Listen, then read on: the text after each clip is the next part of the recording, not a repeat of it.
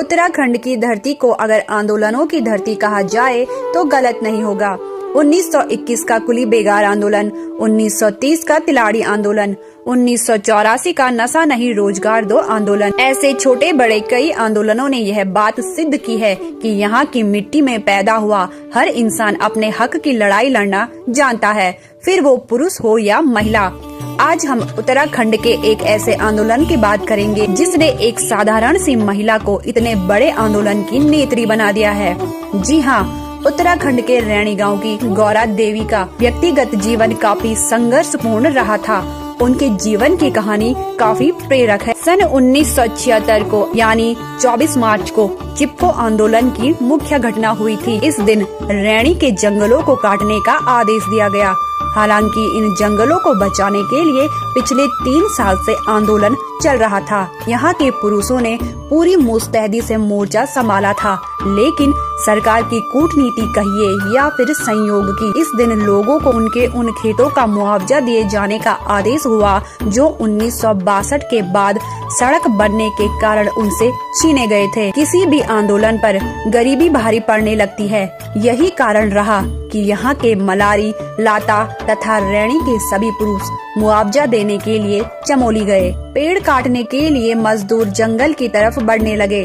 उन्हें रोकने के लिए गांव में कोई पुरुष नहीं था। ऐसे में गौरा देवी ही थी जिन्होंने इस आंदोलन की अगुवाई करते हुए 27 अन्य महिलाओं को अपने साथ लिया और 2400 पेड़ की कटाई रोकने के प्रयास में जुट गई। गौरा देवी सहित अन्य महिलाएं पेड़ों को बचाने के लिए उनके साथ चिपक गई। इनका कहना था कि पेड़ों को काटने से पहले आरी उनके शरीर पर जलेगी। पेड़ों की कटाई रोकने के प्रयास में यह आंदोलन 3 साल पहले 1973 में शुरू हुआ था। इसकी नींव सुंदर लाल बहुगुणा, कामरेड गोविंद सिंह रावत, चंडी प्रसाद भट्ट और श्रीमती गौरा देवी के नेतृत्व में सन 1970 में रखी गई थी। तो दोस्तों, जानते हैं कि आखिर कौन थी गौरा देवी और कैसे था उनका जीवन का रहन सहन। गौरा देवी का जन्म 1925 में गांव लाता में हुआ था।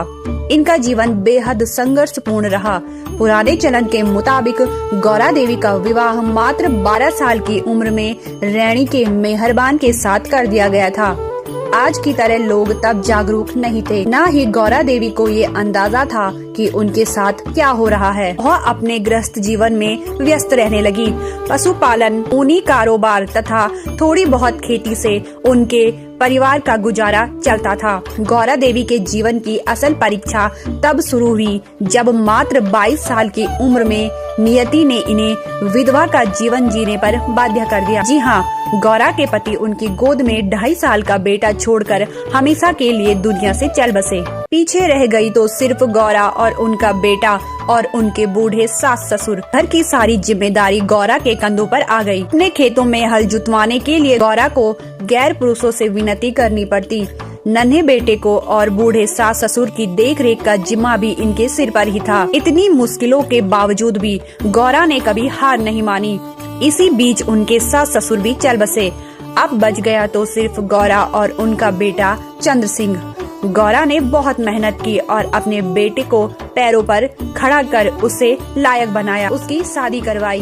अपनी जिम्मेदारियों के बाद जितना भी समय गौरा के पास बचता था वो उसे गांव के कामों में लगा देती थी। गौरा द्वारा किए गए कामों ने उन्हें महान बना दिया, लेकिन जिस गांव से उनका संबंध था उस गांव को पिछले दिनों बड़ी तबाही का सामना करना पड़ा। इस साल की 7 फरवरी को मोली जिले में ग्लेशियर फटने से यहाँ का जनजीवन अस्त व्यस्त हो गया था। यह ग्लेशियर जिन गांव के समीप फटा वह गौरा देवी का रैणी गांव ही था। इस आपदा से उत्तराखंड के कई इलाकों में भारी क्षति पहुंची थी। कई लोगों के मारे जाने के अलावा कई गांव उजड़ गए थे। भले ही गौरा देवी आज हमारे बीच ना हो, लेकिन उन्होंने जो किया उसे कभी भुलाया नहीं जा सकता। लोग आज भी उन्हें चिपको वुमेन के नाम से जानते हैं। गौरा देवी ने जंगल के प्रति अपना स्नेह दर्शाते हुए कहा था कि ये जंगल हमारी माता के घर जैसा है। यहाँ से हमें फल फूल सब्जियाँ मिलती हैं। अगर यहाँ के पेड़ पौधे काटोगे तो निश्चित ही बाढ़ आएगी।